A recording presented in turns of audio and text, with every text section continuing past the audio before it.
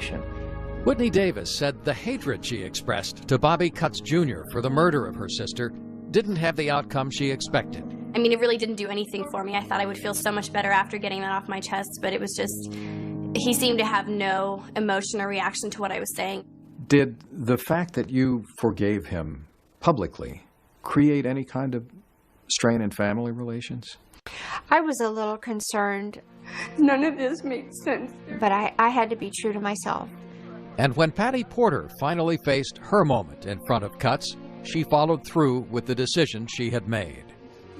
I serve an amazing God, Bobby, a God that forgives. And I made up my mind that I would forgive you. Porter had taken responsibility for Blake, the son that Cutts had fathered with her murdered daughter. And she believed that in an important way, Blake's life was also in the balance. I would have never been able to raise Blake and hate you. And, Your Honor, I pray that you make a way for this man to someday be able to get out of there and to hold his son. And I hope you pray that I'm able to raise him to forgive you. He knows what you did. There was a sign of emotion from Cutts, a tear, after Porter completed her statement. But he did not speak at this hearing. Mr. Cutts, if you'll please stand. And he showed no emotion when, at the age of 30, he was sentenced to life in prison, with the possibility of parole only after he has served 57 years. To Patty Porter, the focus returns to her life and to Blake's future.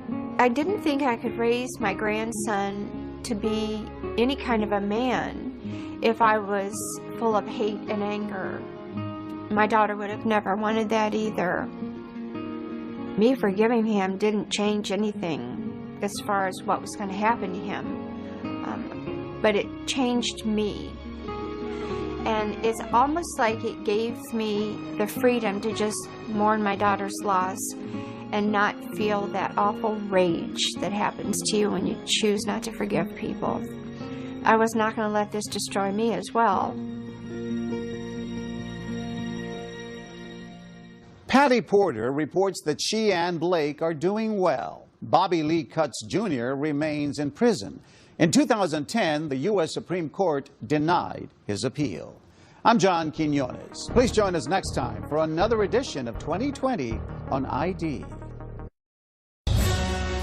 Coming up on 2020 on ID, a vivacious 3-year-old girl. I remember I was always into stuff, you know, smiling big for the camera. Then, Papa, please don't hurt me. Please don't. Papa, please don't cut me. Papa, please don't cut me. She had her throat cut from ear to ear. left alone in a field. She was here for 36 hours with her 2 dead sisters. One clean cut. None of us cried. It was silent. Like lambs led to a slaughter. And a father nowhere to be found. The suspect is described as hard-drinking, gun-loving, and hot-tempered. Right now, he's bent on killing other people. What made Ramon Salcido kill his family? I had never seen the level of viciousness. Are you remorse for what you did? Not really. And will there be answers for the daughter left behind? Evil. Evil. Evil. Welcome to 2020 on ID. I'm John Quinones. It's often said that childhood wounds run deep, but few can imagine the depth of suffering Carmina Salcido endured. As Jay Shadler first reported in 2009, for 20 years after her chilling ordeal, her fate remained largely unknown until now. Between the ocean and the mountains lies a place called the Valley of the Moon. Its beauty ripens at dawn into vineyards so perfect they look as if they were painted onto the land. But legends say beneath the blessings of this place lies a curse. Maybe it's the moon or the wine, but evil has a home here too. In 1910, an immigrant went on a rampage, butchering and burning his entire family. The local paper called it the most atrocious crime in the history of Sonoma County. But it's not anymore. I have been a part of well over 100 homicide investigations during the course of my career. But I had never seen the level of viciousness and That was startling even to me. Mike Brown is a retired detective captain with the Sonoma County Sheriff's Department. He collects vintage cars in mint condition, quite unlike his memories, which have been damaged beyond repair. Did you have flashbacks? Yes, I had all of that. The dreams, flashbacks, smells. Not far away, 23-year-old Carmina Salcido puts in 30 hours a week as a dog groomer.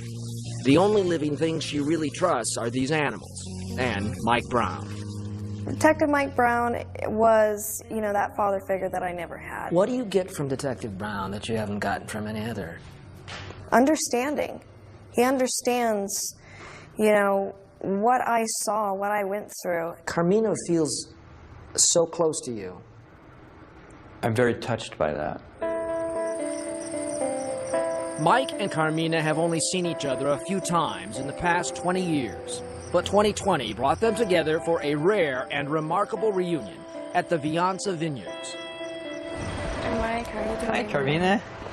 Good to see you again. Good to see you too. Here, overlooking the Valley of the Moon, and over a glass of red wine, To a bright future. two scarred but surviving souls begin to remember April 14th, 1989. On 4/14/89, at approximately 0820 hours, I was advised that an individual in the Sonoma Valley area had been the victim of a gunshot wound. Morning mist is just beginning to burn off the Kundi Estates vineyards when Detective Brown pulls into the main driveway.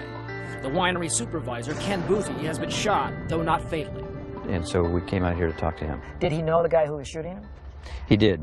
He told us that the man who shot him was Ramon Salcido. Ramon Salcido is a hard-working, hard-drinking 28-year-old vineyard employee. His young wife, Angela, comes from a staunch local Catholic family. She's begun to dream of being a model. Together, they make a striking couple. When you talk to people about your mom, how do they describe her? What was she like? Innocent, charming, naive, sweet, you know. I'm told that you look a lot like your mom. Have you been told that? Yes. You know, the same eyes, the same lips. How about that laugh? And the laugh. Definitely the laugh. Like a magnet, Angela's prim and proper past draws her to the wild side of this handsome Mexican immigrant. Soon after their wedding, in quick succession, 3 beautiful daughters, Sophia, Carmina, and Teresa. Sophia was a very quiet, reserved child. Very, very thoughtful, very smart. She was the oldest. And then it was me, who was crazy, always into stuff, you know, climbing up the drapes and, you know, smiling big for the camera. And maybe Teresa was sort of the in-between of both of us, you know. You know, my mom was very creative, taking pictures of us at playtime. She'd be, oh, we're going to put the 3 of you little kids in a box and see. But those bright memories of her sisters and mom fade to black when Carmina recalls her father. I was very intimidated and scared of my dad. He would come home and be drunk, obliterated, and, you know, I remember fights going on between him and my mom. And he just started, you know, slapping and punching her. Sophia was holding baby Teresa up. You know, we just all stand back there with, you know, big eyes and just watch, terrified. Detective Brown knows nothing about these troubles in the Salcido house. He's just looking for Ramon. But even before he can leave the scene of the vineyard shooting, he gets another call. I was advised that a homicide victim had been found at another winery approximately 2 miles away from the scene of the first shooting. Detective Brown isn't the only one who hears about this second shooting. I keep my police scanner in my purse. I was the cop reporter at the time and kept it on. Randy Rossman is a beat reporter for the Santa Rosa Press-Democrat. I remember, because of all the chatter on the scanner, I was nervous. Then I heard they had a 187, which is code for a homicide. Less than 2 miles from the first shooting site, another winery supervisor, Tracy Tuvey, is ambushed, dying of a bullet wound to his head. The lower portion of his body was in the car, but the upper portion of his body had fallen out of the car and was lying on the dirt road. So by 9 a.m., Detective Brown has 2 crime scenes, 2 victims, and 1 common thread. Both of the victims are vineyard supervisors of Ramon Salcido. And co-workers say lately he's been mixing booze and cocaine. Tracy would tell him to do something, he'd flip him off behind his back or do something like that, you know, pissed that he had to take orders off him. So there's trouble at work and tensions at home with his wife, Angela. To help bring in money, she's begun modeling classes. That's Angela learning to take a turn on the runway. She photographed beautifully, and she said that they needed the money. But Ramon doesn't like the idea. Jealousy is seeping into his thoughts. He drove back and forth in front of their house several times a day. He thought that his wife was having an affair. As she grew more confident, your father grew more jealous. Yes. What's more, in just the last few days, Angela has learned Ramon has fathered a child with another woman, and he's still legally married to her. A court is ordering him to begin paying $500 a month in child support. So now the tensions between Angela and Ramon need only a spark to explode. And Ramon finds it. His suspicion that 4-year-old Sophia is not his child will turn out to be right. A DNA test will prove it. And Angela may now believe that her only choice is to run as fast as she can toward a new life. She actually had an interview, a photo shoot to do that day, and she said, I won't miss it. I won't miss it. April 14th at 5:30 in the morning, Angela slips out of their tiny house and goes to an ATM, withdrawing the little money she has for a photo shoot this afternoon. She doesn't know it, but this will be her final close-up.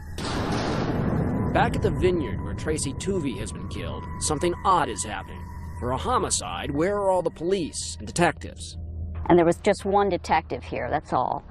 And I asked him what was going on, and he told me that there'd been a homicide here, but that everybody had just left because there'd been a call of another homicide. 201 Baines Avenue, 8 miles from the first shooting, 6 miles from the second crime scene. It is the home of Ramon and Angela Salcido and their 3 daughters. Detective Brown and his partner think Ramon may still be inside. What do you see? I see some blood on the front door. I brought my .45 up and looked, made a quick sweep of the house. I could see blood on an interior wall. I popped back down, told him what I saw. The door was closed. Door was closed. He reached over and pushed the door open slightly to make sure that there was no one back there. You could see a body that was lying in the hallway right over there. It's Angela Salcido. How had she been killed? She had been shot in the head. She was shot 3 times. Equally chilling, 3 tricycles standing alone on the front steps, and no sign of Sophia, Carmina, or Teresa. I came from down below on the main highway and parked down here. Once again, reporter Randy Rossman arrives, only to find that this story is moving faster than either the cops or the press can comprehend. Something was changing, something was different. The detectives all started kind of meeting and talking, and something new was going on. 20 miles from where the terror began, 3 more bodies. My God, what's going through your mind at this point? Now you've got deaths all over this county. Well, who potentially could be next? Where are the girls? And when will he stop? When we come back, the trail of terror continues. Upon entering the residence, I could see some blood stains on the inside of the front door. And a frightened community wonders, when will it end? And right now, he's bent on killing other people. Stay with us.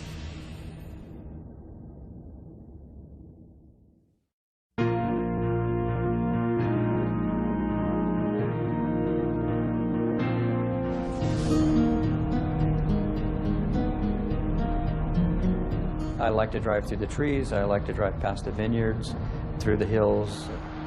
We have beautiful oak-studded hills. Mike Brown loves the scenery in Sonoma. It's a beautiful distraction from those memories that still travel from April 14th, 1989, when he was still Detective Sergeant Brown, and Sonoma County was waking up with a madman on the loose. Already this morning, a vineyard supervisor has been killed, and another shot. 2 miles from the wineries in Boys Hot Springs, a young mother and aspiring actress named Angela Salcido is murdered at close range in her home. Her husband, Ramon, is the prime suspect, and their 3 young daughters, Sophia, Carmina, and Teresa, are missing. Is there any question in your mind at this point that we're talking about one man doing all of this? I was even more convinced at this point that one man was responsible for all of these shootings. But for the moment, my main concern was, where are those kids and are they safe? Events are now racing ahead of questions and answers. There's word of a slaughter in Cotati, 20 miles away. Angela Salcido had relatives in Cotati. The Cotati officers went there and made entry into the house and found 3 more bodies. At approximately 1100 hours, I was telephoned by Detective Sergeant Mike Brown. He advised me to respond to 8393 Lakewood Drive in Cotati. Randy Beeler had called in sick this morning, but he's Brown's most trusted detective, and he's needed here. Upon entering the residence, I could see some blood stains on the inside of the front door. I noticed more blood stains close to the kitchen on the rug. The street was blocked off, and they were putting on their booties on their feet and going into the home and, finding this whole new scene. Inside, the bodies of Angela Salcido's mother, Marion, and Angela's 2 very young sisters, Mary and Ruth. Located in the kitchen was victim Ruth Richards. She was lying on the floor on her stomach. Maria Richards was lying in the doorway. In the hallway, I noticed Marion Richards. The detectives, they weren't pausing to talk to anybody. They had their hands full. This was really big. The 2 young girls appear to have been sexually molested, and their throats are slashed. We were getting details that we often don't get for a while, that one of the girls may have been sodomized, that at least one of them was almost decapitated. Angela's mother was attacked first in her garage, then slashed and killed when she staggered back inside to defend her daughters. The murder weapon, a 12-inch bread knife, lies on the floor next to her. We have probably the most violent crime that's been committed in the 132-year history of the Sheriff's Office. Detective Beeler has found a second bedroom partially ransacked. It contains rifles and firearms. Did you suspect that any guns were missing? No, at the time I didn't know what should have been there. And as it turned out, what was missing? The .22 handgun. A .22 caliber Ruger semi-automatic pistol is the weapon that wounded Vineyard Supervisor Ken Booty and killed Tracy Tuvey and Angela Salcido. And still, Ramon Salcido is on the move. Right now, he's bent on killing other people. The murder scene looked like a slaughterhouse. There is now a bigger price on Ramon Salcido's head. Terror is taking root in Sonoma County. Do you know what happened to your friends? Mm-hmm. What happened? They got murdered. I'm just shaking. Local schools go into lockdown. With Salcido still at large, a lot of parents felt it was safer to keep their kids at home. Though the fear is felt locally, the story is now national. Authorities look for a Sonoma Valley vineyard worker accused of killing 7 people. Police now believe he may be deranged. At 7 p.m., Ramon Salcido's car is found. Inside, another knife, an empty bottle of cheap champagne, and photographs of Ramon, Angela, and their girls. There also was a note written in Spanish that he had left in the car. What did it say? The note said, "Forgive me, God, but this law made me do it." Police suspect that the word law refers to that recent court order requiring Ramon to pay child support. Perhaps, but as evening falls, Detective Brown has something else on his mind. He suddenly remembers something he noticed hours ago at the crime scene over at the Salcido home. The phone was on the kitchen table, it was bloody, and the personal address book was opened to a page that showed 4 different people with the last name Salcido. That included his mother in Los Mochis, Mexico. With his dead wife's body sprawled on the floor, only a few feet from him, Ramon Salcido places a call to his mother in Mexico. She wants him to come home. And as much as Detective Brown wants to catch him before he kills again, his deepest worry is for those 3 still missing girls, Sophia, Carmina, and Teresa. We were very concerned about where those girls might be and what the state of their health was. What were your theories? One thought I had was that maybe he's taking them to Mexico. That was hopeful on my part, because if he was taking them to Mexico, maybe they hadn't been harmed. He'll take that thought to bed with him tonight, in the Valley of the Moon. It's now after midnight and you're finally going to bed. Right. What do you think? I'm worried about those little girls, and I'm wondering where they are, and I asked God to keep his hand on them. Still ahead, the frantic search for the girls. I got a call that the girls had been found and that they're out here at Stagecoach Quarry and Dump. But are they alive? She had her throat cut from ear to ear. Stay with us.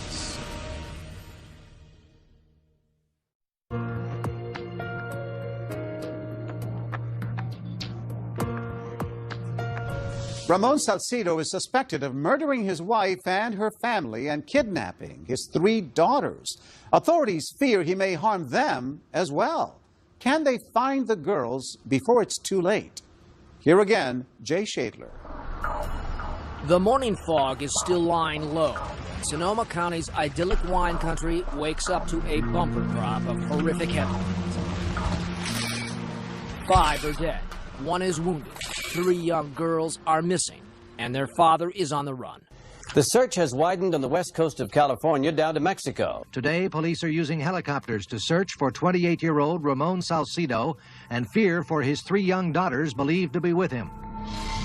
The slaughter of Angela Salcido, her mother, 2 sisters, and a winery employee named Tracy Tuvey has overwhelmed Sonoma County's tiny violent crimes division. The autopsies have to be done in San Francisco. Working on 3 hours of sleep, Detective Mike Brown is returning from there when his police scanner starts to crack. We're on Highway 101 going over the Golden Gate Bridge. And what are you hearing? I'm hearing this broken radio traffic, and voices were somewhat excited, but I couldn't make out where, and I couldn't make out what it was that they were going to.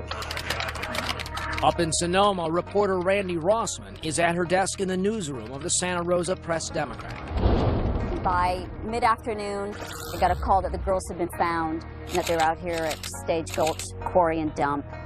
So a photographer and myself headed out here. The missing girls, 4-year-old Sophia, 3-year-old Carmina, and 2-year-old Teresa, had been dumped with their throats slashed. So where were the girls located?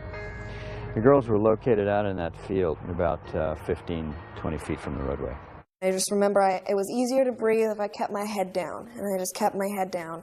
It was easier to breathe with your head down. Yeah, and whenever I needed to look up, I got on my tippy toes and stretched myself to try and look over the 3-foot, grasses that were out there. And I curled up and kept, tucked my knees up, tucked my chin down, and I curled up and I slept. Right next to the 2 dead girls was They were found by a transient who was here picking up wood or something, and he happened to look over and see what he thought were dolls sitting there, lying there in the ground. And then he noticed that one of the dolls moved, and that was Carmina. Oh my God. I hear this jump, and I hear, oh my God. And I believe that it's my dad coming back. You thought your dad was coming back? I thought it was Ramon. And all of a sudden I froze up. I was like, if I play dead, he won't have to do anything else to me. My nightmare was Ramon coming back, finding me. I actually breathe, and he realizes that I'm alive and I'm going to get hurt now. But another gentleman comes back and comes up to me, and I'm like crying, I'm terrified, I'm shaking. I was like, please don't hurt me, please don't cut me, please don't cut me. And he's crying. This guy is crying. He's like, no, it's okay, I'm not going to hurt you, I'm going to help you. And he picks me up. He brings me up to the gravel area. He calls up the cops. He's like, 911, there's 3, babies out here. But 2 of those babies are dead. The bodies of 2 of Ramon Salcido's daughters were removed this evening from a garbage dump near Petaluma. We later discovered that they were there for about 36 hours. Carmina was in this field alone, a 3-year-old with a slit throat, for 36 hours. She was here for 36 hours with her 2 dead sisters. With paramedics rushing to the scene, Carmina erases any lingering doubt about who did this. She did actually say something, didn't she? She did. She said, "Daddy cut me." The officials come up and they're like, what happened? And I'm like, Daddy cut me, Daddy cut me. You actually can remember yourself saying those words? Yeah. What was that? Daddy cut me. Back through time's tunnel, 20 years to childhood. If a 3-year-old can remember feelings and impressions, a traumatized 3-year-old might remember more. Carmina says she does. You remember him picking you up out of Yes. the bed? Yes. I remember actually him carrying me out of the house that morning.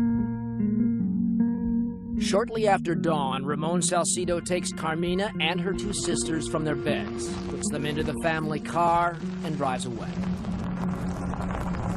Probably about 15 minutes into driving, I lean up over the front seat and go, "Papa, where are we going?" He turned around. He was mad.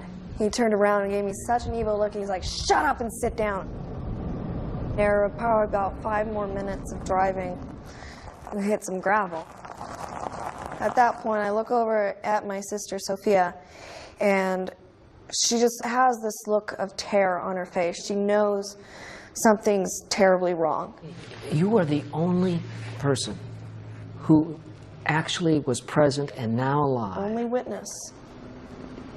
to in any way describe what he was like in those moments. Yes. And what was he like? Evil. Evil. Are there any memories of sound? Mm-mm. There's no crying. It was silent, like lambs led to a slaughter. Carmina remembers her father taking Teresa first. He just goes back, he grabs her. Sophia and I are just standing there. He takes, opens the door, puts one leg out the door like this, lays her over the lap, and picks her up and goes. He gets up out of the car, walks over to the grass, and just throws her. The details are so vivid, they might be doubted. Not only did he slice her neck, but he took the knife, pulled up the gown, and just slashed over the belly. Just started cutting. But crime scene photos Carmina says she has never seen appear to confirm her memories. Sophia is next, and then Carmina. Grabs my hair, pulls my head back. I put my hands up. He actually almost cut this finger off because I had my hands up like this, protecting. So he cut over my fingers, and I moved them. I startle, I moved my hands out of the way. One clean cut. It's like a razor. You almost don't feel anything, and I just went out. After spending a day, a night, and part of the next day near her dead sisters at the dump, Carmina is rushed to Petaluma Valley Hospital. Detective Brown is on his way there too. As an investigator, are you thinking, can she tell us something? I was hoping at best she would survive, and I had no expectation with her throat cut the way it was that she would be able to assist us with any information whatsoever. All it did to me was focus me even more on catching Ramon Salcido. You wanted this guy. I wanted him bad. Coming up, young Carmina clings to life. 36 hours alone in that dump. What are the odds of her survival in that? Pretty slim. I was so scared. And here she was in our hands, and I wasn't really sure she was going to make it out of the OR. And Ramon is finally caught. Why did you kill your children? Why did you do that? When we return.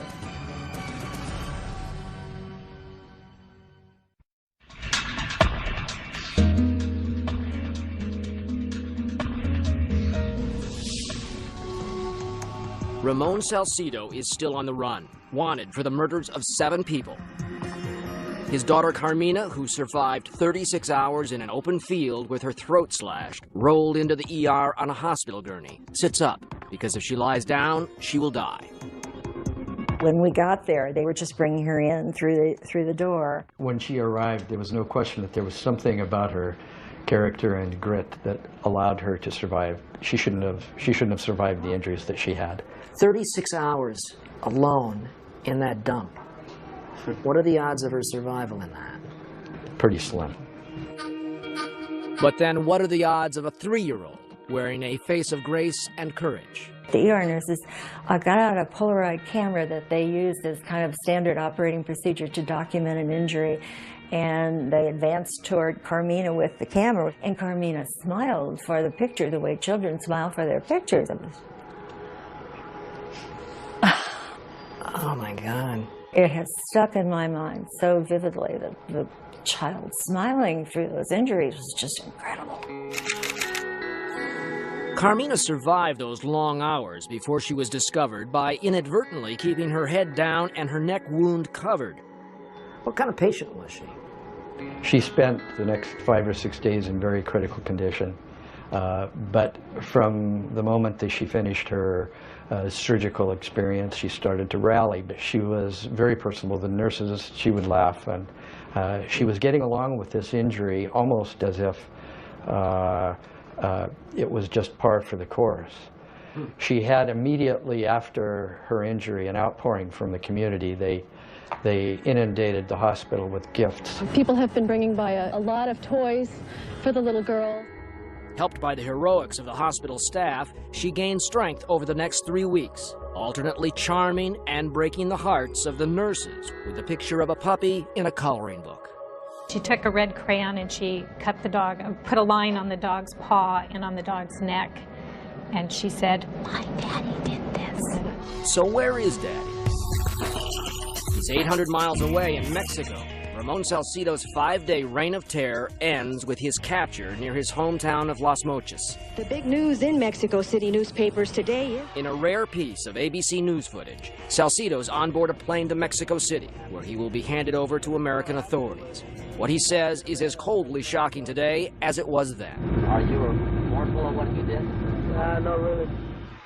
After landing, he's paraded by Mexican officials. Ramon, why did you kill the Richards family? Why did you kill your children? Why did you do that? Toward his handoff to the Americans, including the one man who has tracked him since the beginning, Detective Mike Brown.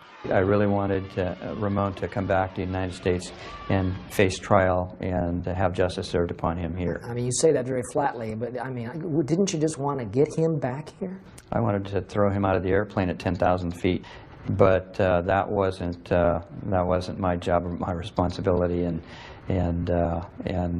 so the next best thing is to treat him as though we're the only friends he has on this planet, so that we can get a confession from him. Which is precisely what Detective Brown is going to do. Within moments of passing into American airspace, he snaps this picture, and his team reads Ramon Salcido his rights. I want to let you know right now that you were under arrest for murder and attempted murder. Do you understand? Yes, I understand. I took a picture of Ramon Salcido on board the aircraft because I wanted to show that he was not under duress of any kind. He wasn't handcuffed. He was not being mistreated. And I also wanted to capture that smirk that he had on his face. Who did you kill first? I went to kill my 3 daughters first. We asked him crime by crime, and he readily confessed to each one. Where did you go next? After I killed my 3 daughters, I went to my mother-in-law, and then I went to my home, killed my wife, and then after I killed my wife, I went to my work. What do you think should happen now? I think I'm going to go to the electric chair. You know that you're guilty? Yes, sir. What was the motive for this horrendous set of crimes? Ramon Salcido will tell you that he was high on cocaine and had been drinking champagne all night, and so it was the substance that was in his system that caused him to do that. I refuse to give him that sort of credit. You must search, you must keep searching in your head, don't you, for the reason that this violence was so extreme. I no longer try to come up with a rational explanation for irrational acts. It just doesn't apply. By the time he returns to Sonoma, Ramon Salcido is a despised man. The mob in Santa Rosa awaiting Salcido's return from Mexico. Right now, we can do it right now. The people are here, we have the motivation, and I have a rope. Let's kill him. As much as they want to kill Ramon Salcido, the people of Sonoma County are showering his daughter, Carmina, with love. Perhaps feeling that her survival is now mystically tied to their own, an outpouring of sympathy and well wishes from local residents pour into her hospital room. By the time Carmina left the hospital, there was hardly a person in Sonoma County who did not know her name, who did not wonder what's next for this little survivor without a family. The short version is she vanished. The longer version is best told by Carmina herself. You know, I was being told that I was no better than my dad, that, you know, I had demon blood running in me that I was, I might as well have a cell next to him and live with him. When we come back, Carmina's new life brings back an old darkness. And then, 20 years later, she meets her father. The kind of emotions he had were sickening. Stay with us.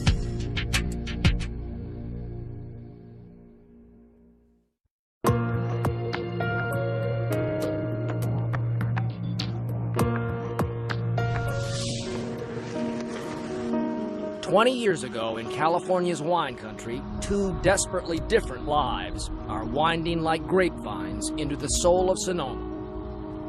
There's 3-year-old Carmina Salcido, the lone survivor of a vicious rampage, and her father, the killer, Ramon. His trial lasts 12 weeks, ending in a guilty verdict and a death sentence. It is the order of this court that you shall suffer the death penalty. But Ramon keeps living on death row at San Quentin, while the years slip away, and everyone wonders whatever happened to little Carmina. I wondered that all the time. Where is she? And is she okay? And is she doing well? And is whoever she's living with, are they taking care of her? They tried to make me, a totally new person, new life, new name, everything. Carmina was adopted by an ultra-conservative Catholic family in Missouri, who she says proceeded to erase her identity right down to her name. You were reborn Cecilia. Yes. To them, Carmina Salcido died April 14th, 1989, and Cecilia lived. She was the miracle. She was the rebirth. She was a new person. Living in a 19th century cultural time warp, Cecilia had limited contact with the outside world. But at 15, she discovered a hidden box of newspaper clippings, dreadful stories from her other life long ago, even pictures of her mom in Glamour magazine. But she says in the minds of her adoptive parents, this was a taboo trail leading back to hell. I was being told that I was no better than my dad, I had demon blood running in me, that I was, I might as well have a cell next to him and live with him. They didn't say that. Yes. They said that to you? At 17, she becomes a cloistered nun in a Nebraska convent. It was an escape. A convent was an escape. Seems a kind of a contradiction in terms. The convent was a lifestyle that I was very willing to embrace to just get out of my adoptive situation. But it's hard to meditate on Christ when all you can think about is the Father. Carmina leaves the convent and finally returns to California, where she arranges to see her dad for the first time since he left her for dead 20 years ago. Were you scared? No. Not a little bit? Not at all. Sitting there across the table from him? I went there with a very, very, very, very positive attitude, with high hopes. High hopes for what? High hopes to see him, show not a little emotion, but a lot of emotion. But he came in like a joker, like a clown, life's a joke. He came smiling in. I thought it would be at least walk up and be serious and just start crying when he saw me. But no emotion. Like many inmates sentenced to die, Ramon Salcido claims to have had a stunning religious conversion. After completing a mail-in seminary class, he's taken to ministering to inmates, signing his name Reverend, and posing for pictures with children. So while Reverend Ramon reads his Bible and tends to his flock from death row, he has left his own daughter in a kind of purgatory. After all, Carmina only really wanted one, maybe two things from her father. Either an apology, or at least an explanation. She says Father Ramon was unable to give her either. No, he looked at me in the eyes the second he saw me, like he had the right to call me his daughter. Like this is some big happy reunion. It's not a big happy reunion. It isn't. The kind of emotions he had were sickening. You know, the fact that he looked at me like I was Angela, reborn again, come back to see him. He's like, you look just like your mother. And the way he looked at me, it was like, Equally unsettling is what happened when Carmina showed up with her hair dyed blonde. And I was like, hey, he's going to be surprised. And he didn't act so surprised. And I was like, he's like, yeah, I saw pictures of you from MySpace. And he was like, you know, I like to try and keep track of you, you know, and I have friends that look out for you, for me. California state law forbids death row inmates from having access to the internet. But 2020's investigation of this matter suggests friends of Ramon's could have legally brought pictures of Carmina and hard copies of the websites into prison.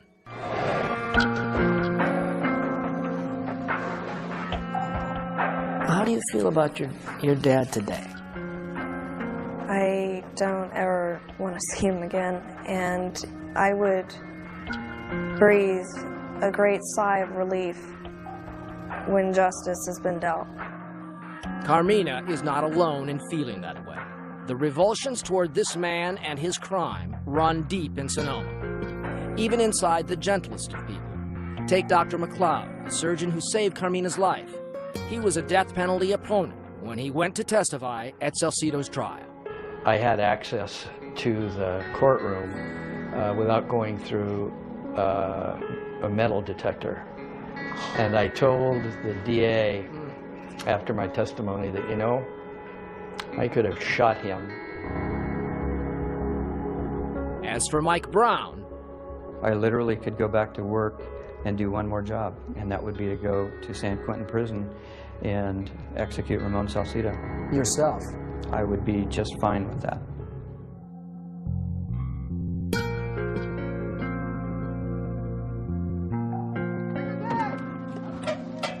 once again, it's harvest time in the vineyards of Sonoma. Brown hands racing through faded green leaves. Many seasons have passed since a killer's hands worked these same fields, harvesting the grapes of Ramon Salcido's wrath. And now Carmina has returned to Sonoma and the cemetery where her family is buried. What emotions are evoked being in this place? I come to this place when I need to talk to my family. I would say most of all I feel peace here. Peace. Because it's the closest I can be to my family in this world is right here. And it's very comforting. The image of Carmina standing on this very same spot 2 decades ago is the jacket cover of the book she's written about her life. Carmina was not lost forever. She's been found again by those good people who helped save her life. It's great to see you. You even emailed each other. I took care of you. Remember your little face? I can still see it. It's the same. Some of the staff at Petaluma Valley Hospital had not seen Carmina since the day she left their care and took a piece of their hearts with her. I said, I want to take her home. That was just before you went home. I'm going to give that to you. Thank you. Good things. Thank you so much. You know, I owe my life to somebody here and their wonderful work. So. It's a privilege. Do you have any soreness or tightness in there? A little bit. Carmina will tell you she rarely even thinks about those physical scars she still carries. It's the deeper wounds, beyond medicine, that cannot be healed. What do you feel like you missed from your mother? Having somebody to talk to, having somebody to ask questions about life and growing up and all of that sort of stuff.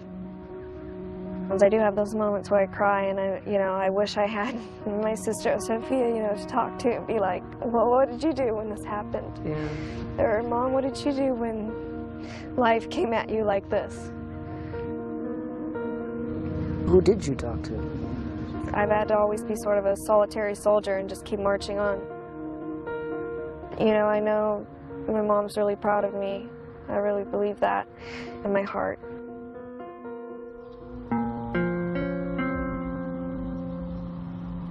The harvest is almost over now.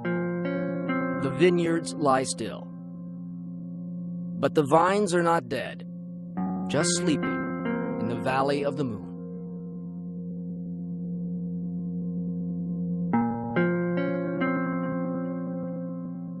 Carmina later gave birth to a daughter and named her Zofia Angela in honor of her older sister and her mother. She still lives and works in the Sonoma area. All of Ramon Salcido's appeals have been denied, and he remains on death row. I'm John Quinones. Please join us next time for another